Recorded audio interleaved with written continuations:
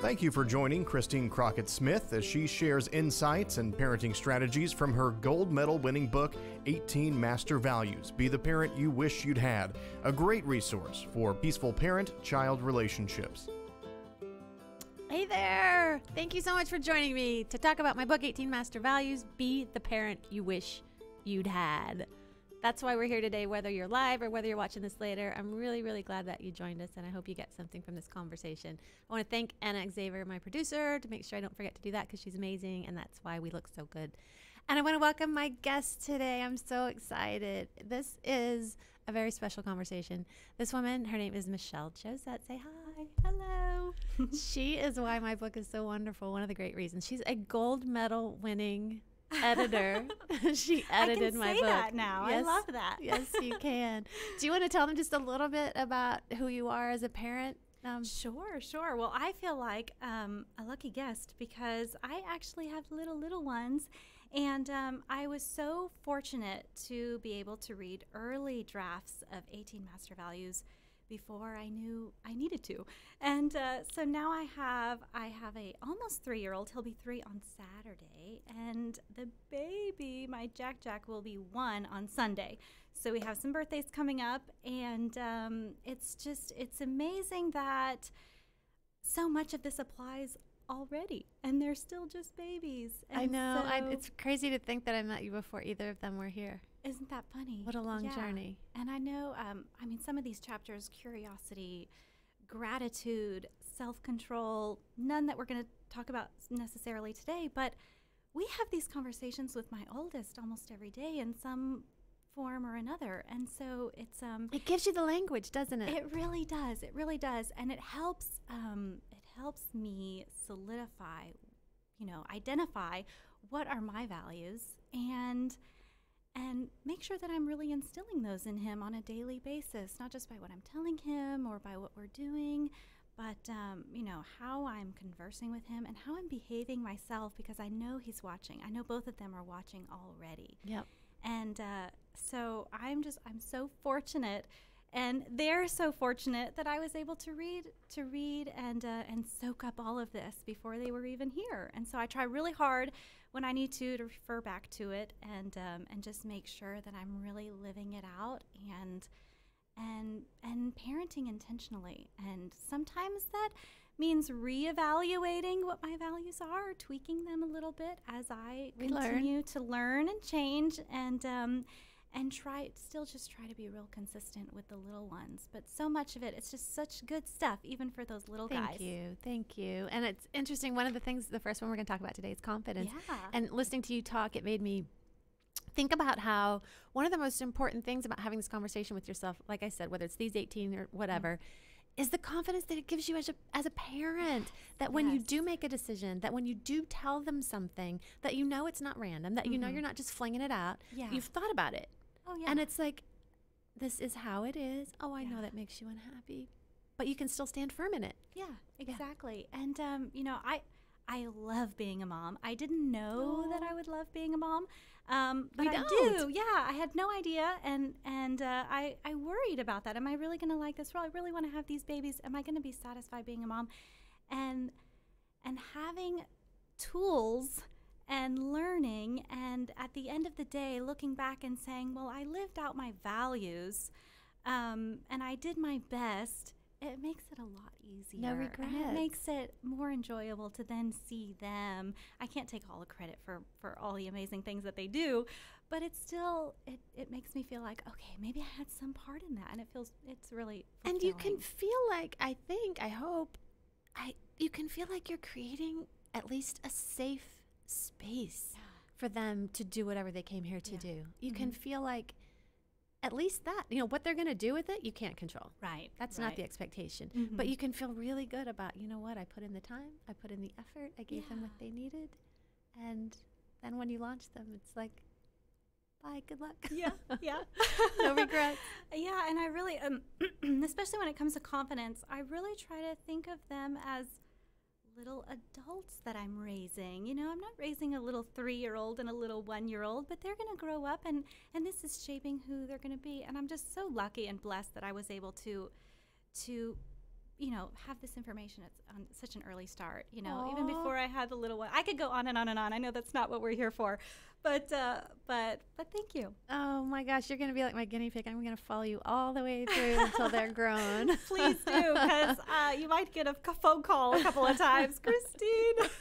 Oh girl, we've got the other books to work on. I'm not letting you go.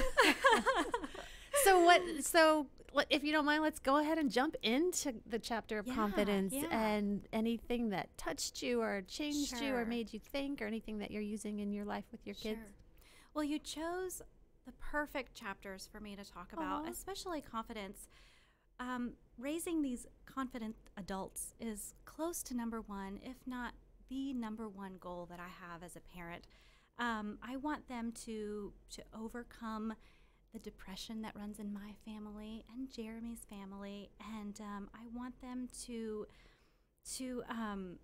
go after what they want and to be effective. And that is difficult to do when you're battling bouts of depression. And I think achievement, not self-esteem, but achievement is the greatest self-perpetuating antidote to feelings of depression. And that's really what I want for them. I want them to feel confident. And at this young age, and probably even as they get a little older, that often looks like allowing them to do the things that make my heart stop for a second. From a safe distance and with parameters that have to grow outward as they get a little bigger. And so I have to tell you a story about my oldest son, Luke. Of course, he's almost 3, and he's a rambunctious little boy, and he's going to climb on top of the tallest tables and counters in the house. He's just going to. And so the first time he did it, he was probably just barely older than a year. And he figured out, they just figure out a way to get into anything. And so he figured out a way. And what did I do? I ran over to him and I picked him up and I put him on the floor. And you know what happened next? He screamed and cried. And the next time he did it when I wasn't looking. So I thought, okay, he can get up into anything in the house. I might just have to let him. I might just have to make sure that the knives are really hidden away and locked in a cabinet really good. And so the next time he did it, I remembered your book. And I went over to him and I showed him how to safely get down, because he's going to get up. He needs to know how to get down safely. And this, it plays out on the playground. And I see the other moms and grandmas kind of look at me like, why aren't you doing anything? He's calling for help. And I sit back and I say, he's fine. He's got to learn his own limitations. He has to test them. He has to fail sometimes.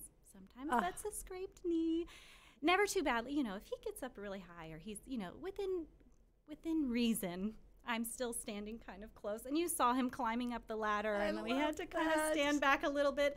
But we had to let him do it, because if we pull him down, not only is that telling him you're incapable of doing this, when obviously he's very capable of doing it, but it's also more unsafe, because the next time he does it, when you're not looking. Yeah, and he might be able to get on top of something before he's able to get down. And the 1-year-old is starting to play that game too. He can get on top of quite a few things. He can't get down. And so we've got to, I notice with him that we're working with him less because we're busier. He's the second baby, so we're a little more distracted with the first one and everything else that's going on. But he's going to learn so much from what the first one's doing, which is what you've already taught him. Yeah, exactly. So that's and cool. he gets up there too, and he kind of shows him, you got to turn like that. And when he shows him exactly the way we taught him, I'm just like, we did that. Oh, Michelle, I love that story so much. And I did see the ladder climbing, and that blew my mind. I loved it so much. She showed a video when he was little bitty climbing a ladder, and Dad was there. Like, if he had made a misstep and fallen, Dad was close enough that he could have taken one big step and have caught him. But the point was to let him know, you can go that high and it's going to be a little scary, and you've got to know how to get down. I loved that so much. You know what else I love about that story you just told? I don't even know if you've thought about it. The fact that you're doing that on the playground in front of other people. How many lives are you going to change because of that? How many of them are going to think differently and think, hey, wait a minute, am I overprotecting my child? they do need to learn how to do it on their own, don't they? And how to set their own limits and that confidence level they get when they do it. Yeah. Both boys, they're moderately proud when they get on top of something. They kind of knew that they could do it, and they know they're going to give me a heart attack. They do it, and they're proud of themselves. When they can get themselves down by themselves, and they look at me, and they're just beaming, and I'm like, I hope we continue this, because you will. I don't think I can help it. You can't I think not. it's partly just naturally my parenting style is to kind of let them. And you're seeing it work. It works just beautifully, and I feel safer knowing that they can get off of the bed if they get up there and we turn away for a second, because I can't watch them every second and every day. I just can't. And so And right now it's the physical things, but it's analogous to when it becomes more of the thinking things. Yeah. When you know in your heart what's probably best for them, and they make a choice that's different, to be able to go, okay, try that, and know that they're going to try it, and they have a safety net. Not a boss, but they have that safety net, because you'll be there to teach them how strong they are. Yeah. There is an excerpt. I chose an excerpt for each chapter that I just really wanted to make sure that we covered, because Thank you. Your words are a lot more impactful, I think, than mine. So let's. So this is on page 111 of 18 Master Values, and it is confidence and self-esteem come from doing. The movement in the 80s and 90s to tell every child they are wonderful at everything so that no one's feelings got hurt was the greatest disservice we could have done to that generation, which is my generation. Me too. Not everyone is great at everything. Not inherently and not with equal effort. We each have gifts and talents and need to identify and nurture them. Not everyone wins, and not everyone gets a trophy. That's why we have to be as hands-off as possible without causing harm. I just love how in sync we are in sort of our perspective, and some of what you wrote did challenge me and does challenge me when I go back and look at it, but for the most part I feel like I really just naturally connect and agree with a lot of it. We must allow them to take responsibility for their grades, for their extracurricular exploits, for their work and their service, their day-to-day choices. We must allow them to have a voice in decisions that affect them when it is age appropriate. Can a 3-year-old decide they don't want to go to grandma's for Christmas? Probably not. Should a 5-year-old be able to decide if they want to commit 3 days a week to playing soccer? Probably. So I just love that. I love the whole chapter and the whole book, but that was one piece that that I thought just was so reflective of what I try to do and how I try to instill confidence in my boys. And it starts now. It starts when they're itty bitty. It started already with my oldest Luke 2.5 years ago. Yeah. So, and one thing I say in the book that I think is really important is that when we do something for them that they're able to do for themselves, we're basically telling them we think they're incapable. Yeah. Even if that's not what we're intending to say. I think so many parents step in to help tie the shoe or put on the jacket or because of it's expedient. But that's a short-term thinking. Long-term thinking is, go ahead. What's it going to take? Another minute, maybe? Maybe 2? If you're pushing it so much that you don't have another minute or 2, then you probably need to work on your time management skills. But letting them do it. Letting them do it is how they learn. Words don't teach, one of my spiritual mentors says. Words don't teach. And I try not to be, I let, especially Luke, he's 3, he does little chores around the house. He puts his dirty clothes away, and he's got to put on his own shoes, and he's got to do a few little things, putting his little sippy cup in the sink and things like that. Thank you. That's awesome. Sometimes he just doesn't want to. Sometimes he's in a mood, because we all get in bad moods, and so I try to treat him like a little person that's having a bad mood, and sometimes he doesn't want to put on his own shoes. So I say, that's okay. Absolutely. Mommy will sit down next to you, and I'll do one, and you do one, and I kind of help him if he asks for it. Thank you for pointing that out, because that's so different. It is. That's so different from implying that they can't. Yeah, I mean, if he's if I don't want to encourage him constantly asking for my help, but I want to be nice to him too. Oh yeah, asking for help is different. Yeah. And I try. Thank to you just, for pointing that out. No, my pleasure. Well, it's just kind of something that's in my day to day is balancing that. I want him to be confident and independent and be able to do for himself.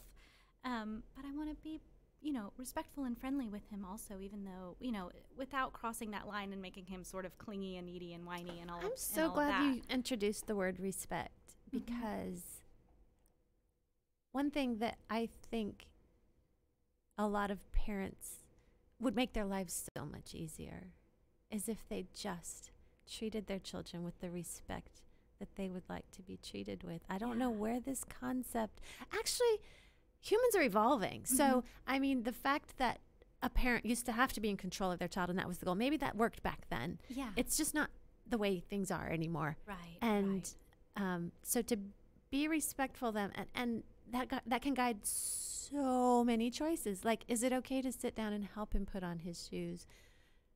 Yeah. If I was 3 and was grumpy and felt like I didn't want to, I would want my mom to help. Yeah. That is being respectful and treating them the way that I wished. Sure. And that's like the key to the whole thing. Treat them the way you wish you'd been treated. Yeah. Not the way you were treated. Yeah. That little conscious shift is so important. If you don't mind, if this is a good time, can we flip to social skills? I have plenty to say about social skills as well. Okay, let's move there then. I think it's one of the most important things, and as I go out in the world trying to help adults, one of the things that's missing from their lives is human connection, which I think is the most important thing of being here, and it breaks my heart. It breaks my heart when I come across someone who wishes they had more people in their lives. So that's why the social skills value is so important to me, because if we can help them learn healthy human communication skills from the time they're little, it'll just be so natural. They'll have so many people in their lives. Yeah. And it's not something that we just inherently know. We don't inherently know how to foster healthy relationships and know when those are no longer healthy and know what to do at that point. And you talk about family dinners being really important, and that's kind of become a lost art, unfortunately. And it's really hard for us at this little bitty age because I'm feeding the baby and they still need so much help. So it's difficult. But I do hope to sort of make that more of a tradition in our family as they get a little bit older. But you also talk about the different circles, and I forget exactly how you word it, but we have not every relationship that we have has to be as close as family, and sometimes family doesn't even need to be that close. And so identifying where people are in our social circles and being okay when those get a little bit wider or when they come in a little bit closer, sort of being okay with that and handling that with grace. That's something that we don't have to think too much about at this age, but we do have to think about playing nice, and we do have to think about being respectful. And I feel lucky because Luke, my oldest, the 1-year-old, he's not ready for me to give it too much thought yet, but the 3-year-old, he's in preschool and he goes to the playground a lot, and so he's around a lot of other kids and adults. And I watch him, and he's different when he's at home and he's in his comfortable place. But when he's like in the classroom, he puts his toys away and he stacks his chair and he throws his trash away. And I'm like, I don't think I ever told him to do that. So I don't know that I can take credit for that, but I'm just happy that he does it. And I want him to get positive attention. That's such a good example of how, even if you didn't teach him each of those things separately, you have absolutely instilled in him a sense of responsibility for himself and his environment by putting the cup in. And that does just extrapolate in so many ripples that now he's stacking his chair. Maybe you never told him how to stack a chair, but he's aware at 3 years old that that's part of his environment and part of being part of community. Yeah. It's beautiful. He's such a little rule follower, and I don't want him to grow up feeling like he has to always follow every rule, because not every rule is a good rule. But at this age, it's very much what I want. I want him to be following the rules and playing well with others. And speaking of, you do touch on something that I apply directly to my kids in my house and at the playground every day, especially as the younger brother gets a little older and they're interested in the same toys and the same trucks and the same little food pouches and everything. And the same little power struggles over them. Yeah. And you know what I'm going to talk about. I love it so much. It's the concept of sharing. Love it. So page 128, this is in social skills chapter, of course. And you say, how do I feel about sharing? Sharing, I have a bit of an issue with, and I do too. That's why I'm reading this. Yay. I mean, I just never quite got it. We'd be at playgroup, a bunch of moms and a passel of kids, and one of the kids would be playing with, let's say, a truck. Another kid would walk up and try to take the truck, but the first kid wouldn't let him have it. A tussle would ensue. At that point, one of the moms would get involved and would tell the first child, "Come on, give it to him. You need to share." No, he doesn't. That's like telling a man that when someone admires his Tesla, he should just hand over the keys. Or, I love this example, like trying to take my glass of wine out of my hand during cocktail hour. I'll keep my grip firmly, and one of us will probably end up with wine on her shirt. I love that.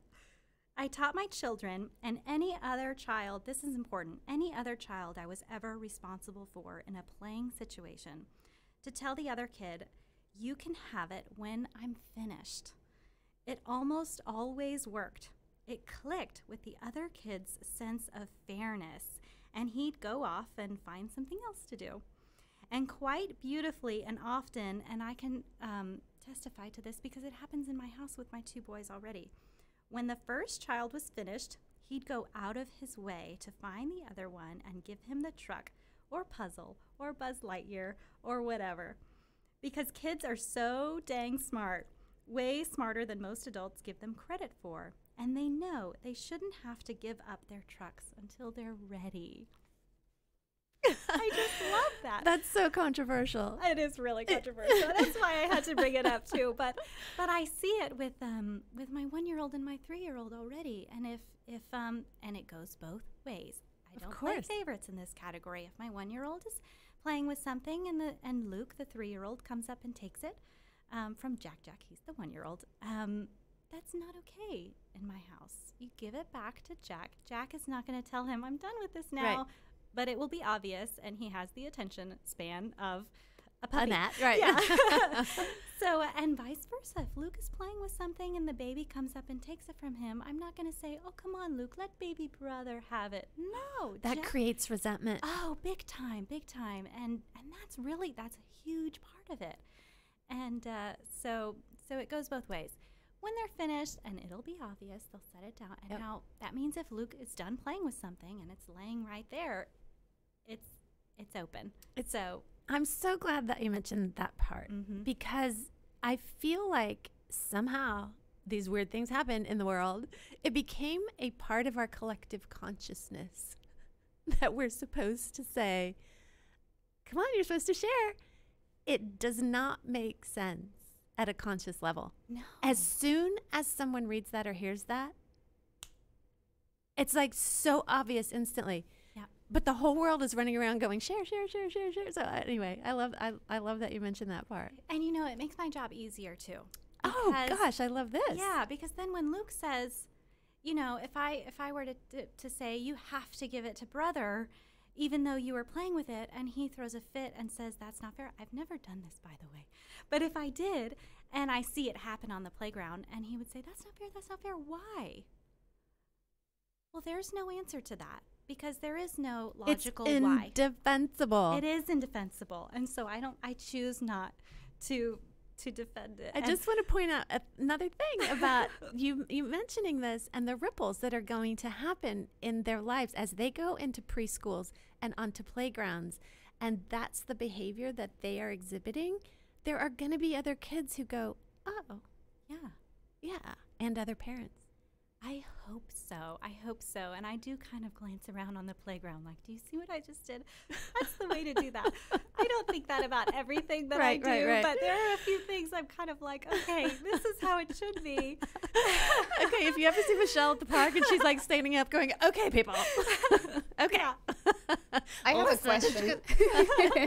Yes. I'm going to throw you a question. I am no parent, but I'd like to know your thoughts. For instance, when a kid that is fairly younger than the other one and does not have that understanding, that it just wants the truck, how do you defend that for the oldest one when one of the parts cannot fully understand that they cannot have it? That's such a great question. And what I would say to that is, as the adult, because it's pretty young when they start getting it, but you're right, when they're 6 months, 8 months, a year old, maybe a year and a half, you just redirect the little one's attention. They're so easily redirected. That's a really valuable skill, that redirection. And if I can time it just right, I redirect before You see it any happening. outcry. You see it coming. Yeah. I'm getting better at that. Yeah, And it's funny because I'm having to do it with a baby, and I just did all of this with the older ones. So I'm having to kind of, and they're a lot alike. A lot of people were saying, oh, the kids, you'll be surprised how different they are.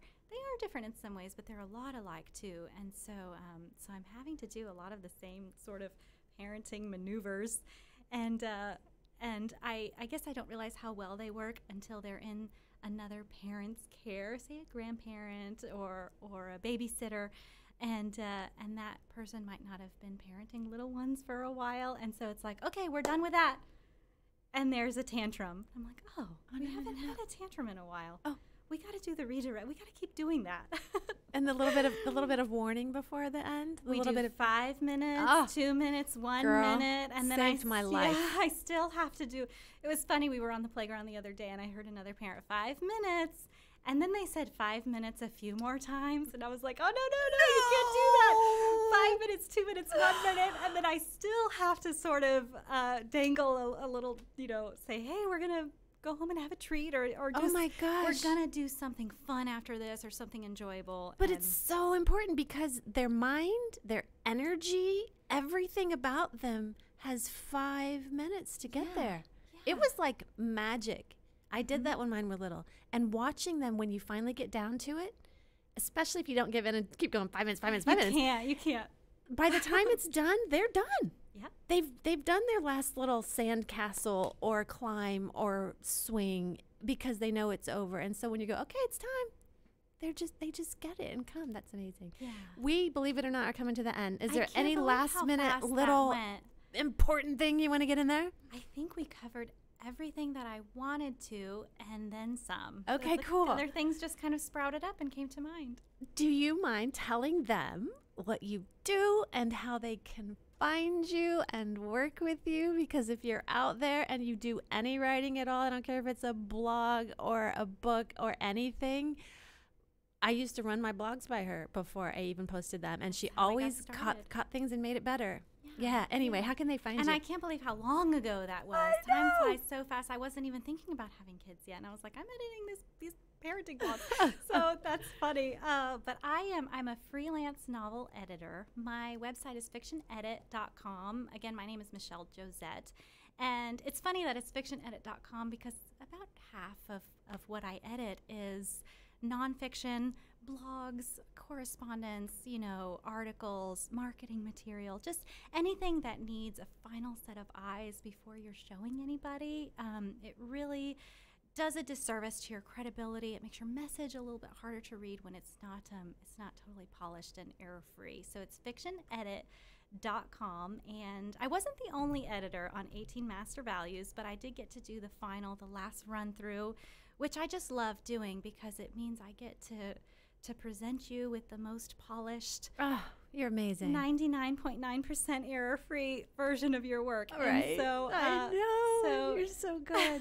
And you guys, she ups your game. I mean, not only does she catch all of the grammatical things, which are amazing. Nobody can know all that, but she does. Either she does or she has a resource to figure it out. But also, she gives you content.